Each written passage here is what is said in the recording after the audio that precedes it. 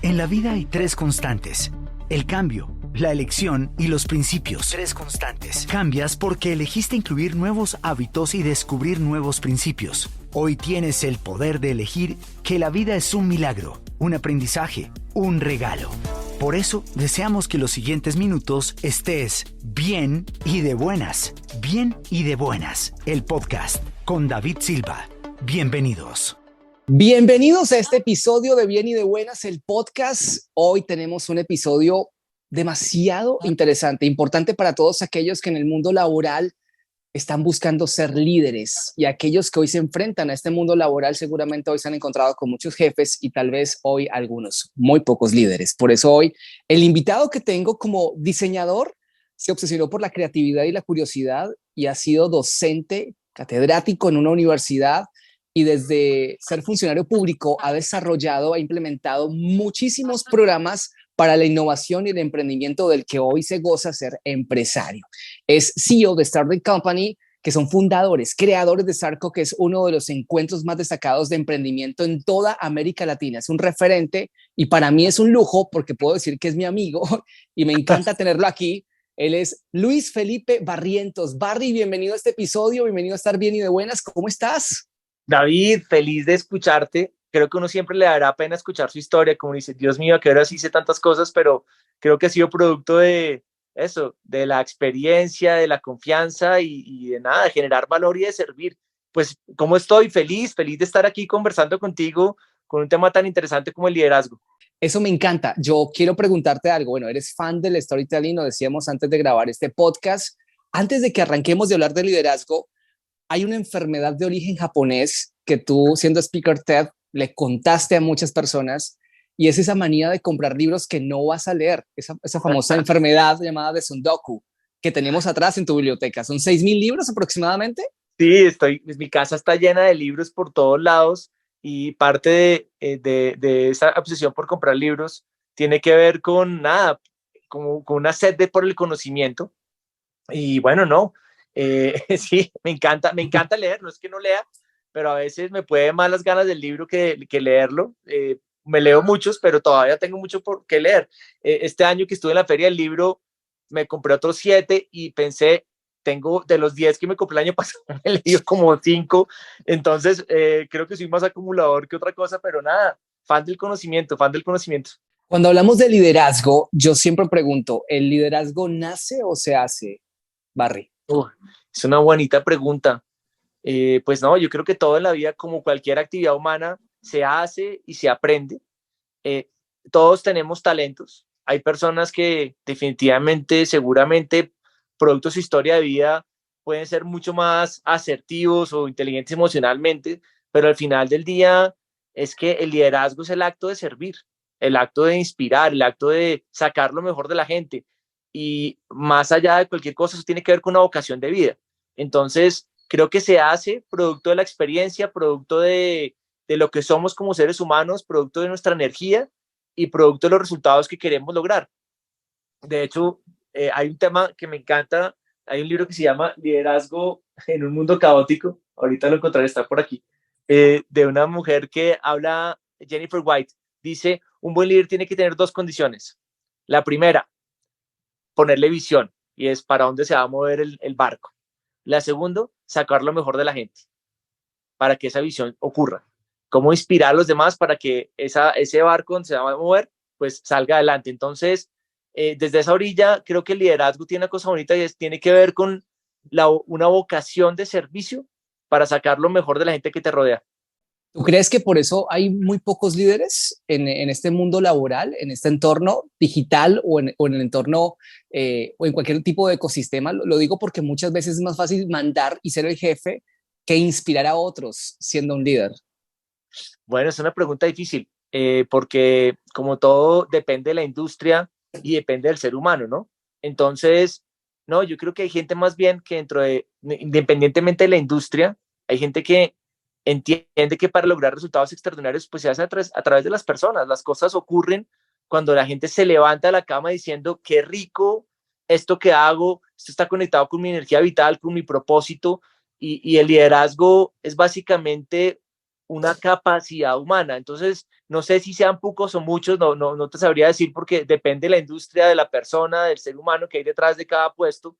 Lo importante es entender que el liderazgo es como una escalera. Hay un personaje llamado John Maxwell que dice que el liderazgo tiene que ver con varios escalones. El primero es el líder que es líder por cargo, ¿sí? Fue nombrado jefe, ¿sí? Ese es el nivel más básico del liderazgo. Es el que ocupa el cargo de líder por rol, que es más un puesto de trabajo. El segundo nivel es el que ocupa el cargo de líder, pero adicional logra tener una muy buena comunicación con su equipo. ¿Sí? Logra que las comunicaciones fluyan, que la gente se sienta a gusto.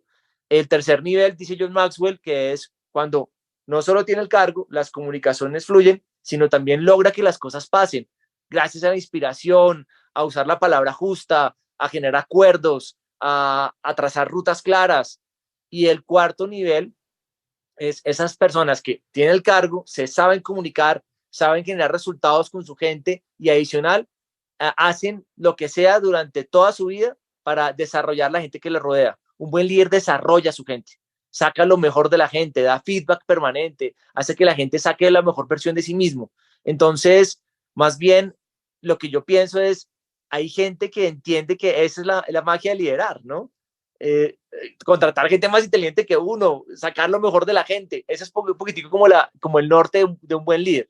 No estar perdiendo el ego o estar pendiente de él, pensando que la persona a la cual estás, digamos que inspirando y transmitiendo tus conocimientos sin restricciones, en algún momento te voy a superar. Tiene igual las capacidades, pero siempre se ha dicho que el alumno supera al maestro. Yo por ahí leí que un buen líder tiene carácter, tiene coherencia entre lo que dice y lo que hace y sobre todo potencia muy bien las capacidades de su equipo, lo ayuda a brillar. Por eso desde un líder uno puede ver cómo alguien inspira a ese trabajador en su momento que también se convierte en un líder en otra área o en otra especialidad y termina esta persona volviendo a heredar con alguien más eso que aprendió en algún momento de su primer líder.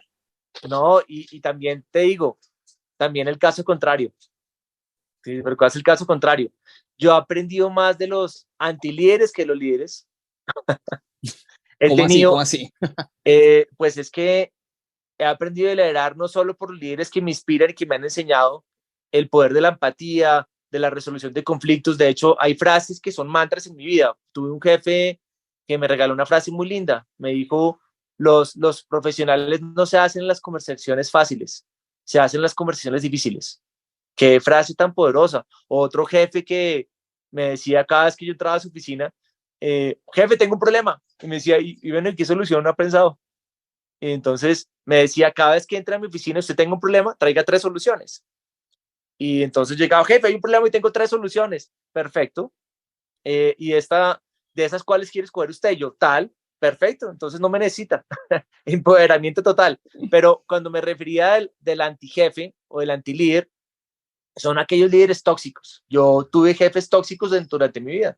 Trabajé en multinacional, he trabajado en medios de comunicación, en otros puestos a lo largo de la vida y tuve jefes tóxicos, jefes que se comunicaban desde el miedo o lideraban desde el miedo, que es la peor manera de liderar, que lideraban desde la no comunicación o desde la falta de comunicación asertiva, que lideraban siempre encontrando los errores y no las áreas de mejora.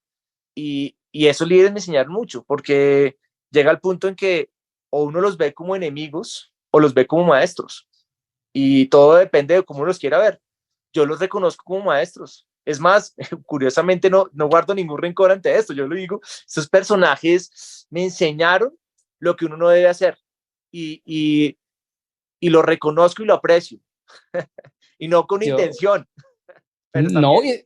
y está bien que aprendamos. Yo también recuerdo a alguien a quien yo lo puedo considerar un antijefe, literal, de pensar que tal vez ese tipo de mando no quisiera hacerlo en su situación, pero también reconozco que hay grandes personas a las cuales considero líderes por la manera en cómo con su admiración han inspirado el camino a que otros transiten exactamente el camino que en el momento ese jefe o ese líder transitó.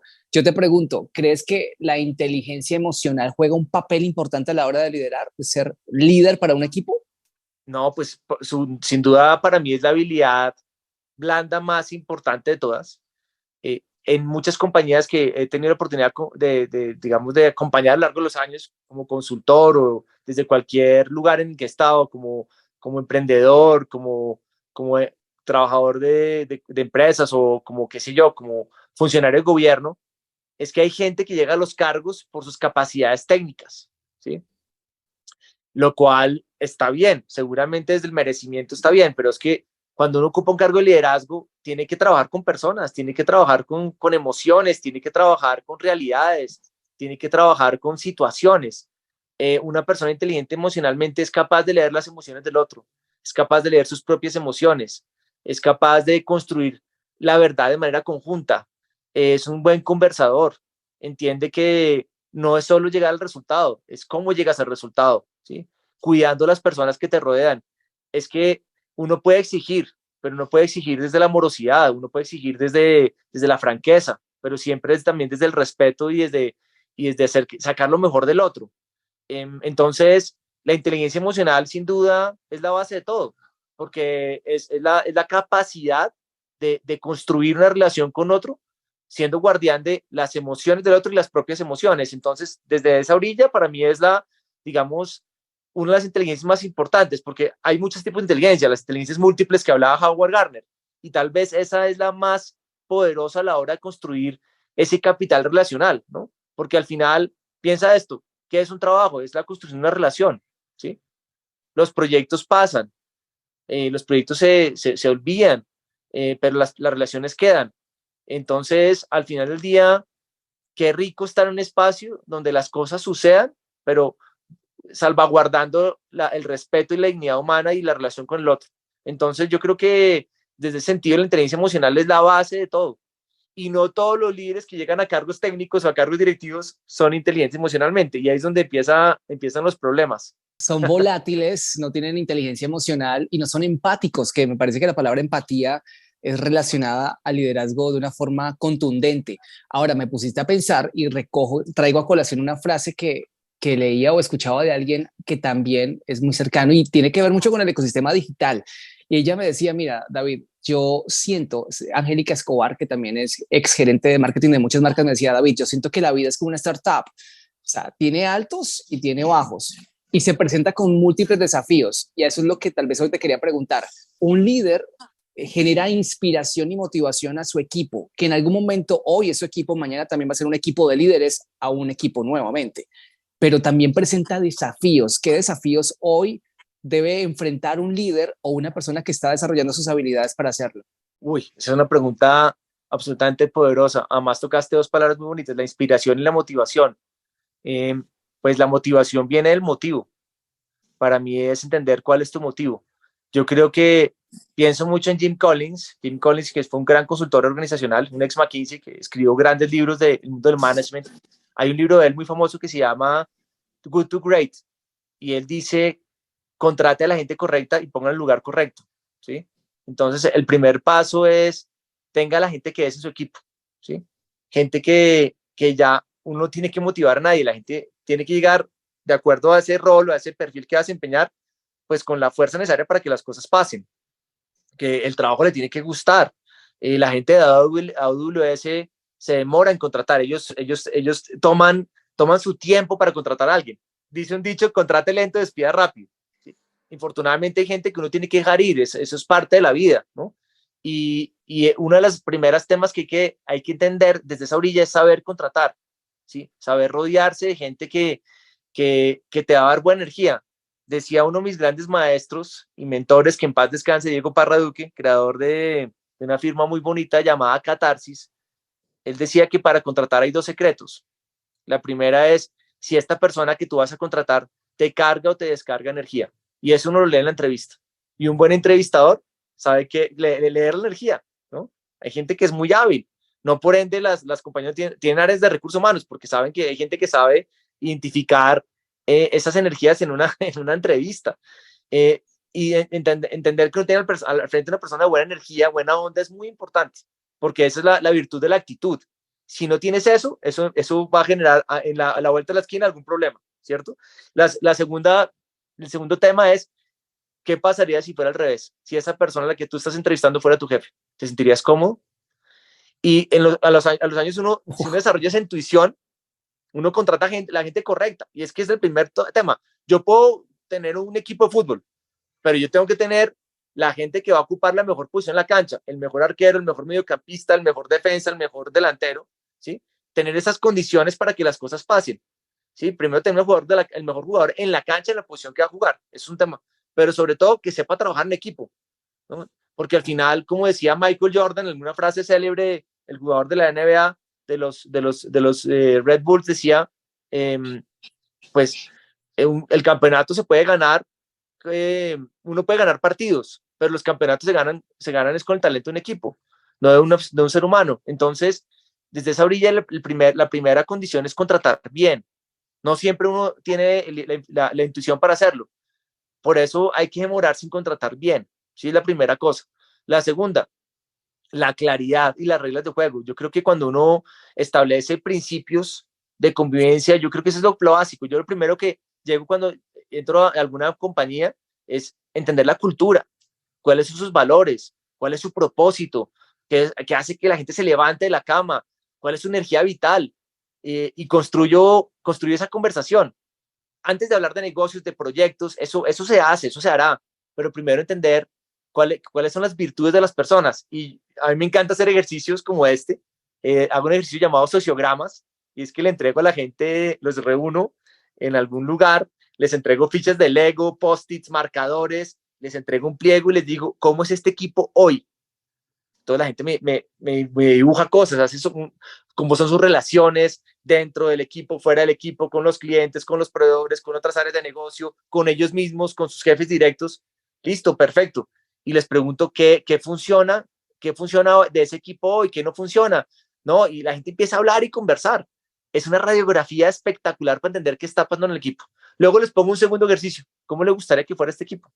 Entonces la gente pinta los modelos perfectos, ¿no? La comunicación, las relaciones. Y mi pregunta siempre es, ¿qué tienes que hacer para que sea la nueva realidad? ¿Cómo pasas de este lugar donde estás a esta realidad? ¿Y qué vas a hacer tú para que eso suceda? Y entonces cuando uno empieza a abrir espacios de conversión permanente con los equipos, de setear como las bases de la relación, de tener un feedback permanente, una retroalimentación permanente, y las cosas empiezan a fluir. Entonces, yo no creo que el feedback es una cosa que uno hace una vez al año, para evaluar el desempeño de un empleado. El feedback es algo que debe suceder, digamos, de manera más espontánea y natural, de acuerdo a los proyectos o a las situaciones que se van sucediendo. Ese es el arte. Cuando hay feedback permanente y claridad en la buena comunicación, pasan cosas maravillosas. Y otro tema que es muy importante para mí es generar espacios de inspiración. Yo, por ejemplo, ahorita en la compañía que mencionaste, en Starter Company, tenemos algo llamado la hora de la inspiración, ¿sí? Y Okay. traemos gente del mundo, del ecosistema, cineastas, startups, inversionistas, cocineros, chamanes, actores del mundo de la tecnología, a que nos cuenten su historia de vida, cómo piensan, cómo resuelven, cómo lideran, cómo generar resultados extraordinarios. Y los pongo a conversar. No te imaginas, esas conversaciones como abren horizontes de sentido. Entonces, yo no siento que haya fórmulas para ser líder, pero sí hay ciertas cosas que funcionan. Funciona contratar bien, funciona generar espacios de setear la cultura y los valores, funciona la retroalimentación permanente, y no solo lo que uno le diga a la persona a la cual uno es jefe, rico también la apertura de vuelta. Yo siempre estoy abierto a escuchar en qué estoy fallando, qué puedo hacer mejor por ti para ser un mejor líder, qué puedo hacer yo por ti, ¿sí? ¿Cómo te puedo servir mejor? Esas conversiones de vuelta también generan esa conexión. Y lo siguiente, nada, pues ser guardián de las metas y los objetivos, de trazar planes de trabajo claros, porque al final, pues, uno tiene que mover la caja registradora de las compañías sí o sí, tiene que dar los resultados, pero qué chévere hacerlo desde la energía, desde la vocación, desde la capacidad de hacer que las cosas pasen, cuidando a las personas con las que uno trabaja. Eso es parte del tema, David, para mí, de lo que yo he construido. Pero mira que dijiste algo muy importante y me gustó mucho. La comunicación es vital y más de vuelta cuando tú tienes la confianza con tu líder de poder hoy contar lo que desde tu perspectiva sientes se podría cambiar. pero no buscando que solamente el líder cambie, es que yo también debo cambiar para estar en ese lugar al cual a mí me encantaría que pudiéramos disfrutar en ese momento, ¿no? En un ecosistema, un equipo de trabajo. Pero también me puse a pensar que un líder en un momento de éxito puede ser tal vez una versión, pero ¿cómo hace un líder para manejar una situación de fracaso o cuando no se logran los objetivos? ¿Cómo mantener esa línea, ese equilibrio? Porque lo hablábamos en un almuerzo incluso. Yo estaba escuchando mucho tu historia cuando me contaste en el momento que llegaste a un equipo de trabajo que no estaba logrando resultados, que estaban en completo descontento con el anterior jefe. Llegaste y en vez de empezar a buscar llegar al resultado, que es lo que queremos todos, que puede ser mucho más fácil. Finalmente uno lo contratan y uno termina siendo un número en una compañía. Todo termina siendo al final un número. Pero más allá de uno querer ese resultado, hay que crear un proceso. Y el proceso se basa en poder uno establecer las comunicaciones, la retroalimentación, el feedback constante, pero ¿cómo hace un líder para sostenerse y equilibrarse cuando las cosas no van bien? Uy, es un tema muy interesante. Hay algo que llaman en el mundo corporativo, en el mundo empresarial, la soledad del líder. A veces los líderes pues están solos cuando ocupan cargos de liderazgo. Y para eso hay coaches que también acompañan a líderes. Siempre detrás del líder hay otros líderes que dan soporte y acompañan, ¿no? Hay que buscar válvulas de escape para poder también como líder pues liberar esa energía. De cara en equipo versus la historia que tú cuentas, pues me tocó un área en una compañía que se quebró en una organización, eran 14 personas y 7 renunciaron al tiempo y a mí me nombran jefe de esa área y yo digo, bueno, ¿qué hago? Los 7 que se fueron, más los 7 que se quedaron que se querían ir y yo volví a empezar desde la esencia misma. La esencia siempre es el propósito, ¿sí? El propósito es muy importante. ¿Por qué estamos aquí? ¿Usted por qué está acá? Y qué lo hace levantar de la cama. Entonces, cuando la gente entiende eso y le digo, si su propósito está acá, construyámoslo otra vez y empecemos a generar esa energía vital de que sea rico venir a trabajar, que sea rico hacer lo que uno hace. Si no, también mostrar, oye, la puerta está abierta, está bien si uno no se quiere quedar en lugar, si uno no está a gusto, no todos los lugares son para uno, no todos, y está bien si uno se quiere retirar de un equipo, pero si uno está dispuesto, lo primero es conectarse con la convicción y con la esencia de las personas, acorde a esa visión o a esa visión de la empresa. Lo siguiente que yo creo que hay que hacer es generar muchas conversaciones.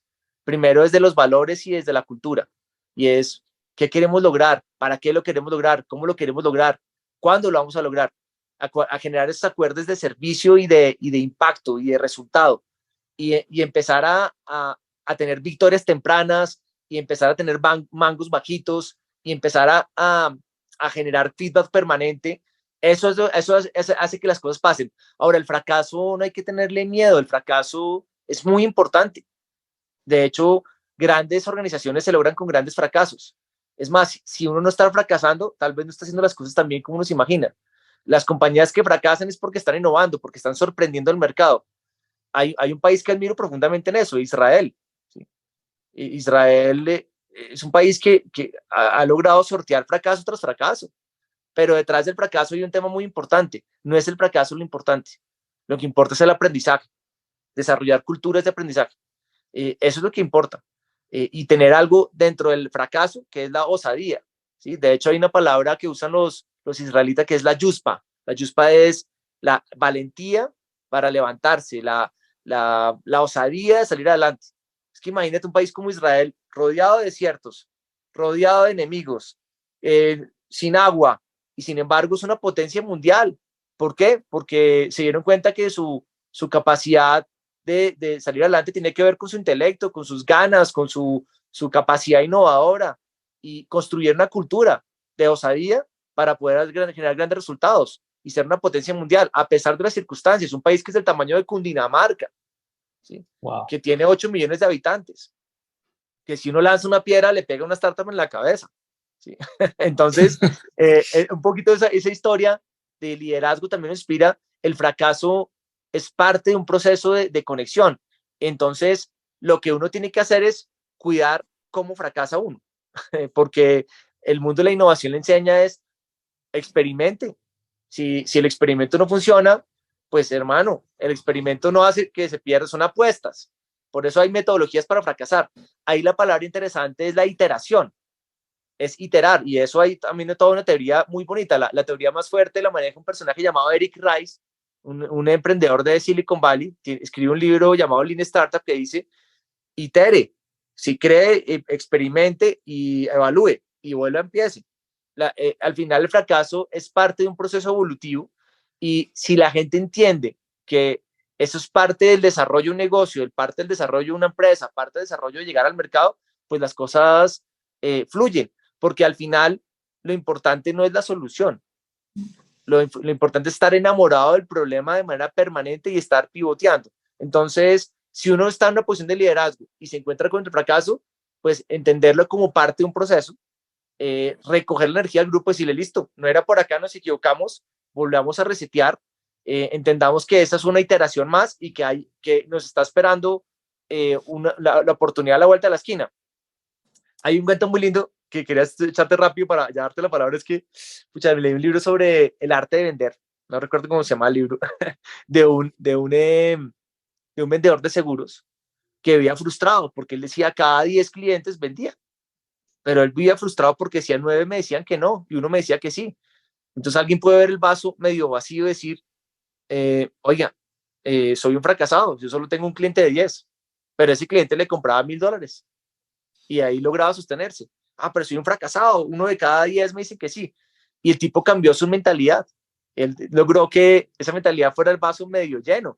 Dijo, cada vez que un cliente le decía que no, para él era $100. No, uy, gracias, me acabo de ganar $100. Segundo, no, uy, me acabo de ganar 200, porque cuando llegaba al décimo, se iba a ganar 1,000.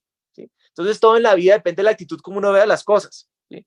O tengo 9 fracasos para llegar al décimo, que es el éxito, o estoy teniendo un camino para llegar al éxito. Entonces, todo depende de uno cómo ve las situaciones y la energía que uno le pone a las situaciones. No es que no existan los fracasos, es que si uno lo ve desde la cultura del aprendizaje y de la abundancia y cómo hacer las cosas diferentes, pues cambia la mentalidad. Es eso.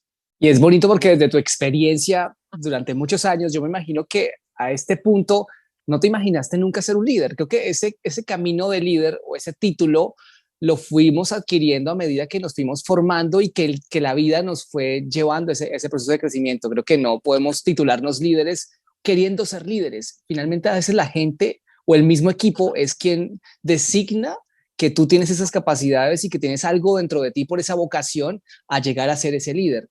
Yo te pregunto, porque lo hablábamos antes de grabar el podcast, sobre las cifras que había dejado Starco, que es uno de los encuentros de referencia en el emprendimiento del ecosistema digital en Latinoamérica, con cifras astronómicas de muchos inversionistas apostándole a las startups y a los emprendimientos más importantes del país. ¿A qué no le debe temer un emprendedor o alguien que esté emprendiendo en este momento? Porque quien emprende también tiene ese rol ya de seguro dentro de su equipo como un líder. Pues muy interesante. De hecho, la filosofía de Starco es cuando el miedo muere, nace una startup. ¿No? Y el eslogan de este año era a un miedo de cambiarlo todo. ¿Sí? Entonces, pues el miedo es una fuerza vital, pero no para que uno se paralice, sino para que uno actúe. Sentir miedo es importante, porque todos sentimos miedo, pero uno lo puede ver como eso, como una fuerza que te tira para abajo o como una oportunidad que te va a sacar lo mejor de ti. Entonces, pues una startup tiene que entender que tener éxito es un camino de mucha convicción. Las startups que lo logran son aquellas que están enamorados profundamente del problema, que tienen la determinación para lograrlo. Un amigo mío que trabajó conmigo en Impulsa, que fue director de emprendimiento, Juan Builes, decía que un emprendedor es aquel que tiene la valentía para organizarse cuando los demás ven problemas. Y creo que ese es el arte de emprender. Finalmente es una vocación, es un llamado. No todos somos emprendedores en la sociedad y está bien. Pero un emprendedor tiene una vocación de sacar adelante un sueño personal y uno hace todo por un sueño, con lo que signifique. Pasar periodos duros, periodos en que uno no sabe qué hacer, pero si uno cree en lo que uno está haciendo, las cosas suceden, ¿no? Yo soy muy lector de los libros de motivación y me encanta ver biografías y cosas. Recuerdo ver un día la biografía de Michael Phelps. Michael Phelps, 7 veces medallista olímpico. Este personaje se levantaba a las 4 de la mañana a entrenar todos los días de su vida, ¿sí? O cuando uno lee un libro como Black Mamba, de la historia de Kobe Bryant, que fue jugador de los Lakers de Los Ángeles, de la NBA. Este personaje llegaba de primero a los entrenamientos. Cuando se llegaban sus compañeros de fiesta, él estaba levantando pesas y entrenando, se terminaba un partido y se ponía a ver los videos de las jugadas. Una startup es lo mismo. Una startup tiene que tener la vocación de que si eso es lo que quiere hacer, si le crea el problema que está solucionando, pues vívalo con todas las de la ley. No se rinda bajo ninguna circunstancia. Emprender es eso. Es el arte de querer volver a levantarse, el arte de estar iterando. Entonces, pues las startups que salen adelante con sus proyectos son aquellas que tienen la determinación y una palabra muy bonita que aprendí recientemente, que es el grit. Hay un libro que se llama, lo debo tener por acá, de Angela Duckworth, ahorita lo saco. Angela Duckworth escribe un libro llamado Grit y dice, las personas que sacan adelante sus proyectos son aquellas que tienen una mezcla entre pasión y perseverancia. ¿Qué tal? Pasión y perseverancia. Es decir, yo puedo tener un sueño, pero si no creo el plan de acción y la disciplina para lograrlo, olvídate. O sea, las pasiones son nuestras metas o lo que nos hace vibrar, pero si yo quiero lograr grandes resultados, yo no puedo querer ser el mejor nadador del mundo, el mejor basquetbolista, si no hago un esfuerzo por perfeccionar lo que hago, ¿no? Y esto pasa en el mundo de los deportes, en el mundo de la ciencia, en el mundo del emprendimiento, en el mundo empresarial, en el mundo de la academia. Querer llegar a un resultado extraordinario implica esa intersección entre la energía vital de esto me gusta, esto me moviliza, pero asimismo de crear los planes y las acciones para que las cosas sucedan. Entonces, volviendo a tu pregunta, para mí los emprendedores tienen que tener una cosa muy bonita y es la mentalidad de querer lograr eso, por encima de cualquier cosa. Y lo segundo, una combinación entre mindset y heartset, ¿no? Entre mente y corazón, ¿sí? Eso es la mejor metodología que existe, porque eso hace que independientemente de los tiempos de oscuridad, uno se vuelve, se levante y resurge. Eso es cierto. Sabes que me pongo a pensar que muchos tienen esa habilidad dentro, quieren ser líderes o están en ese proceso, incluso están creando dentro de ellos lo que hablábamos ahorita, la pasión, la perseverancia, tener comunicación, ser mucho más empáticos, ser resilientes en épocas difíciles y de desafío. Tú hablas muchísimo de desafiar la curiosidad, pero ahora tenemos no solamente que competir con otras personas que también tienen grandes capacidades en el mundo laboral, sino también con la inteligencia artificial. ¿Cómo desde el mundo de un líder puede no sentir una amenaza el tener de lado la inteligencia artificial? Uy, sí, una pregunta, wow. De hecho, se ha escrito bastante de eso últimamente y ya desde hace unos años. Me hiciste acordar de un periodista que se llama Andrés Oppenheimer. Andrés Oppenheimer es un periodista de CNN. Ha escrito otros libros como Crear o Morir, Sálvese quien pueda. Sálvese quien pueda es un libro sobre el trabajo, el futuro del trabajo, ¿sí? Y él empieza a setear algo que hizo la Universidad de Oxford, es mostrar que en los próximos 25 años van a desaparecer muchos empleos en el mundo. Lo mismo pasó cuando arrancó la revolución industrial, ¿sí? Que las máquinas, pensó todo el mundo que iba a desplazar a la gente, y lo que sucedió es que se crearon nuevos puestos de trabajo, y se generó un movimiento en esa época llamado los luditas, que empezaron a entrar a las fábricas, a destruir las máquinas de los telares y empezaron a decir, es que nos van a dejar sin trabajo. Siempre hay incertidumbre, ¿no? Pero pues es parte de la evolución de la humanidad. Yo más bien creo que lo que va a suceder es que se van a crear nuevos trabajos, ¿no? Seguramente tú dirás, oiga, pero es que ChatGPT va a acabar con el periodismo. ¿Será? Yo creo que la creatividad humana siempre estará retada a buscar nuevas formas de ver la vida. Yo pienso que la inteligencia artificial pues va a sacar lo mejor de la humanidad. Seguramente van a empezar a aparecer nuevos trabajos o van a brillar otros trabajos que van a ser muy interesantes. Habrá que verlo. Yo pienso más bien en una película como Hair. No sé si ubiques esa película. Hair es una película de esta actriz famosa, se me fue el nombre, una mona famosa en Hollywood. Eh, Recuérdame el actor que se ganó, Joaquín Phoenix. Joaquín Phoenix es el protagonista de Hair y la voz es de una de estas actrices famosas de Hollywood. Y Hair se trata de un hombre que se enamora de una inteligencia artificial, ¿sí? Y la inteligencia artificial tiene una voz súper interesante, súper sexy, las conversaciones que tiene son alucinantes. Y la película muestra un mundo distópico donde la inteligencia artificial es capaz de enamorar a un ser humano, ¿sí? Y la pregunta fregada que me dejó la película es que, oiga, sí, yo me podría enamorar de inteligencia artificial, sí, qué cosa tan complicada. Pero lo que muestra esa película es a qué se dedica la humanidad cuando la inteligencia artificial lo es todo. Y este es un personaje que se dedica a hacer cartas de amor. Yo creo que toda aquella actividad humana donde nuestra creatividad y nuestra curiosidad se ha puesto en juego, nunca será alcanzada por la inteligencia artificial, desde mi opinión, ¿no? Entonces, simplemente seremos retados nuevamente a repensar es dónde podemos generar valor. Hay cosas que se automatizarán, esa será como la historia de cualquier trabajo, pero hay cosas en las cuales seremos retados. Las relaciones humanas no la podrá suplir la inteligencia artificial. Uno siempre querrá ver a una persona en vivo en directo, ¿no? A ti tú te puedes meter el mejor curso EdTech en cualquier plataforma, pero nada como ir a hacer una maestría y tener un compañero de una maestría. Entonces hay cosas que la inteligencia artificial no va a poder suplir, ¿no? Simplemente hay que verlo como palancas que van a evolucionar los negocios y que la humanidad se verá retada de la creatividad a encontrar nuevas formas de hacer las cosas y encontrar nuevas áreas de conocimiento donde pueda generar valor, donde seguramente la inteligencia artificial todavía no tenga, no tenga injerencia. Porque al final, ¿qué es la inteligencia artificial? Son sistemas de recolección de datos masivos para tomar mejores decisiones. Es una parte de la inteligencia artificial, ¿no? No necesariamente suplirá toda la creatividad humana. Para mí la creatividad humana siempre será infinita. Entonces, nada, nos seremos retados a ver nuevas realidades. Sería ese mi veredicto. Y para cerrar este episodio del podcast, que además me pareció y me ha parecido demasiado interesante para todo aquel que busca ese posicionamiento como líder dentro de su grupo o busca hacerlo o busca ser inspiración, porque al final yo considero que este episodio termina siendo inspiración para muchos de volver a levantarse si sienten que están en un momento desafiante de la vida.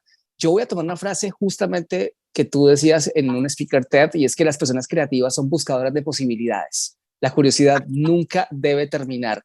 Y es lo que me queda a mí, que mientras tengamos más curiosidad, mientras podamos tener más preguntas, de cuestionarnos que tal vez no estamos viendo, que exploremos con humildad, que podamos decirnos siempre no tenemos la respuesta adecuada a tal pregunta o a tal desafío, podamos hoy explorar todo lo que la vida nos puede otorgar en ese proceso de crecimiento. Incluso en tu propio equipo, en ese equipo que tal vez hoy lideras, puedes encontrar respuestas que ni tú mismo tienes. Y es lo bonito que hoy hemos hablado, que el líder nace o se hace. Y hemos hablado en un episodio maravilloso. Luis Felipe Barrientos, Barry, es un gusto tenerte en este episodio. Y antes de cerrar, quiero que me cuentes para ti qué es estar bien y de buenas. Wow, gracias David, que primero qué rico estar conversando contigo, estar bien y de buenas. Yo creo que al final todo tiene que ver con la actitud. La actitud lo hace uno estar bien siempre, independientemente de lo bueno o lo malo que pase en la vida.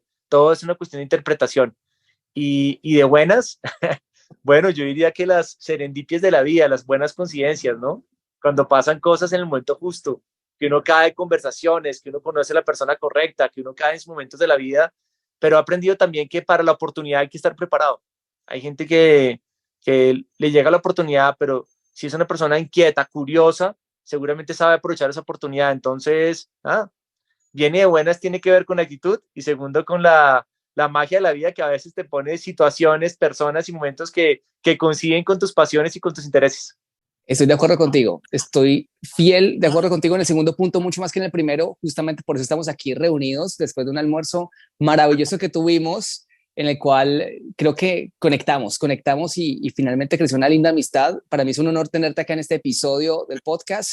Es un speaker TED, es un empresario, es un teso al que admiro muchísimo porque además está al frente, es el CEO de Startup Company, que es la creadora de Starco, que es una de las oportunidades más grandiosas que tiene un emprendedor de conectar con inversionistas en Latinoamérica. Es uno de los referentes de esos encuentros en los cuales muchos ponen sus negocios, sus ideas, a que realmente otras personas puedan realmente llegar a comprarlas y que la empresa llegue a crecer. Esto en otros niveles astronómicos. De verdad, para mí es un gusto tenerte aquí. Luis Felipe Barrientos, gracias por aceptar la invitación y esperamos, por supuesto, vernos muy pronto. David, gracias. Oye, mira, encontré el libro que estaba hablando. Sí. Pasión y perseverancia. No, como siempre, un gusto, David, es un ser humano maravilloso y qué rico estar en este podcast y simplemente decirle a todos que, nada, yo creo que cuando uno es guardián de sus pasiones y de su curiosidad, cosas maravillosas suceden en el camino. Así que gracias y qué rico haber compartido este espacio contigo.